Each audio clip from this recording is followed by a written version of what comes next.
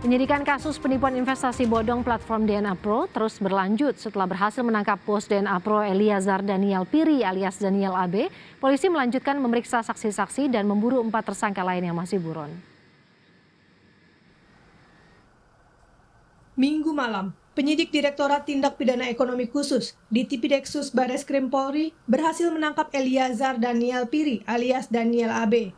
Daniel ditangkap di Bandara Internasional Soekarno-Hatta, Tangerang, Banten.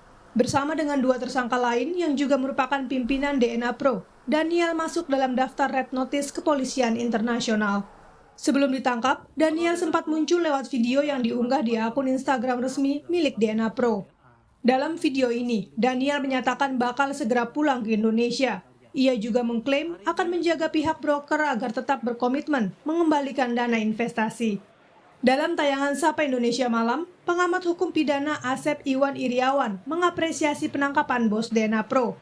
Soal pengembalian dana investasi, Asep menyebut polisi harus terlebih dahulu memilah mana korban yang benar-benar merugi akibat investasi bodong dan pihak-pihak yang kehilangan modal karena berjudi.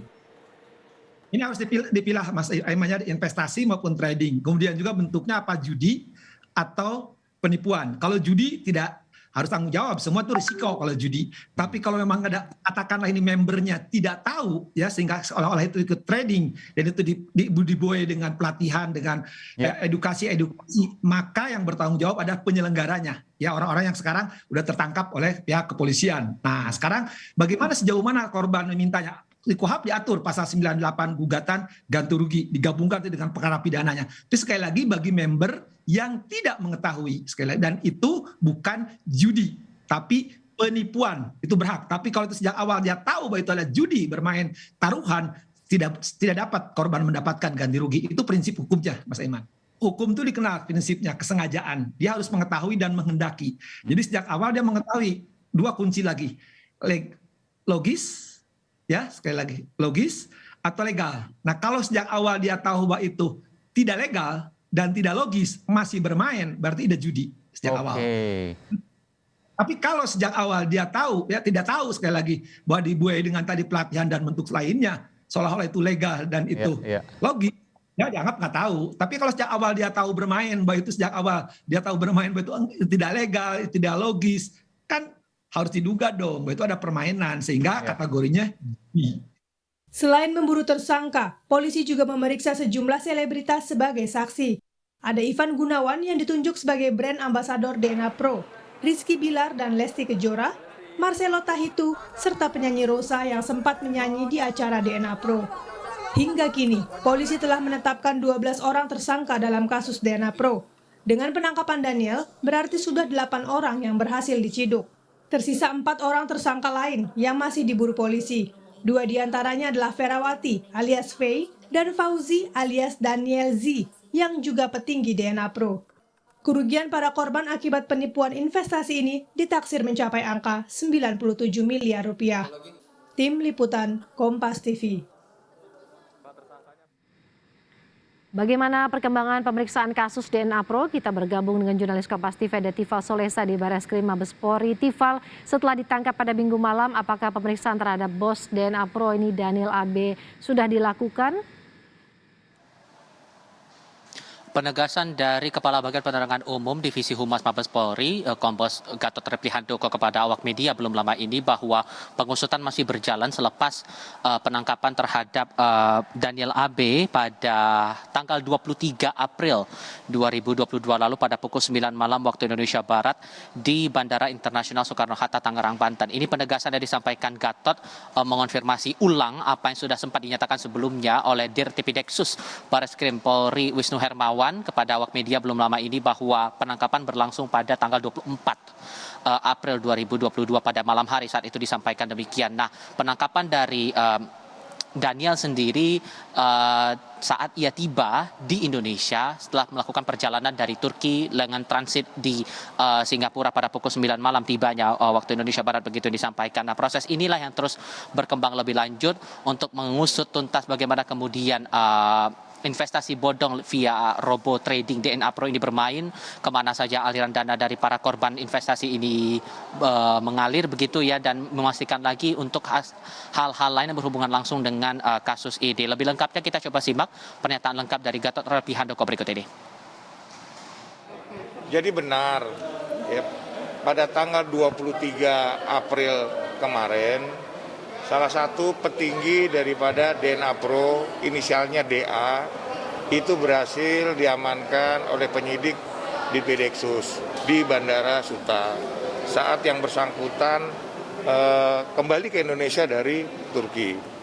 Nah, saat ini masih proses penanganan oleh tim penyidik. 23 jam 21.00 itu malamnya. Pesawatnya pesawat KLM dari Turki via Singapura. Itu diamankan oleh penyidik Bareskrim. Secara terpisah kepada saya via pesan singkat, Dirtipideksus Bareskrim Polri, Brigjen Wisnu Hermawan menyampaikan bahwa pengusutan dan pelacakan terhadap tersangka-tersangka lain yang masih coba dicari begitu oleh polisian masih berjalan hingga saat ini, sehingga total dari 12 tersangka yang sudah ditetapkan polisi sudah ada 8 orang yang ditahan. Selain nama Daniel AB, sebelumnya sudah ada tersangka lain yang sudah ditahan begitu, ada nama Rudi Kusuma, Robi Setiadi, Russell, Yosua Trisutrisno, Frankie Jerry Gunandar, dan Stefanus Richard. Total ada 4 orang lagi yang masih ditahan, 2 orang lagi yang masih dicari maksud saya, 2 diantaranya sudah masuk dalam daftar red notice dari Interpol sesuai dengan permintaan dari pihak Mabes Polri, yakni Fauzi alias Daniel Z dan Ferawati. 2 lainnya adalah 2 orang berinisial AS dan DV. Woro. Ival, kemudian yang juga dinanti bagaimana informasi terkait pengembalian kerugian dana kepada para korban DNA Pro ini?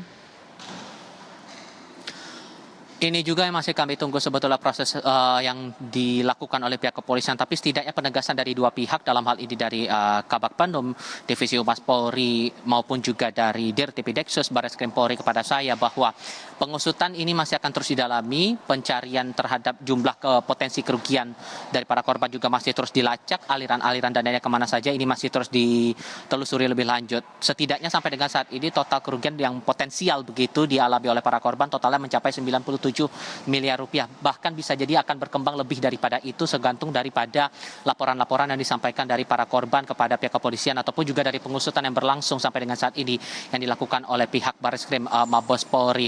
Dari 8 tersangka ini atau dari 12 tersangka yang sudah ditetapkan pihak kepolisian dalam kasus penipuan investasi bodong via robo trading DNA Pro ini, ada beberapa pasal yang dijerat oleh mereka, yakni pasal 106 Jungto pasal 24 dan pasal 105 Jungto 9 Undang-Undang Nomor 7 Tahun 2014, dan atau ada potensi 2 di situ, pasal 3 dan pasal 5 Jungto ayat 10 Junto pasal 10 Undang-Undang Nomor 8 Tahun 2010. Nah, untuk nama lain tentu yang kita tunggu sekarang juga adalah bagaimana kemudian nama-nama artis yang berpotensi untuk kemudian diperiksa lagi lebih lanjut. Ini pun juga masih terus diupayakan oleh pihak kepolisian untuk mengetahui aliran dananya dari DNA Pro ini kemana-kemana saja. Terakhir di tanggal 25 April 2022, polisi sudah sempat memeriksa Putri Una Astari alias DJ Una sebagai saksi dalam kasus ini karena ia disebut dijanjikan oleh pihak DNA Pro mendapatkan 6 unit mobil bila bisa memenuhi skema investasi yang diterapkan begitu oleh DNA Pro. Bagaimana dengan nama-nama lain? Apakah akan ada nama artis lain yang coba diperiksa lagi oleh polisi untuk menjadi saksi dalam kasus ini? Ini yang kita tunggu bersama, Woro. Kita nantikan juga 4 tersangka lain yang saat ini masih buron, seperti apa penyelidikan kasusnya setelah ditangkapnya bos DNA Pro, Daniel AB. Terima kasih Tifa Solesa dari Bareskrim Polri, Jakarta.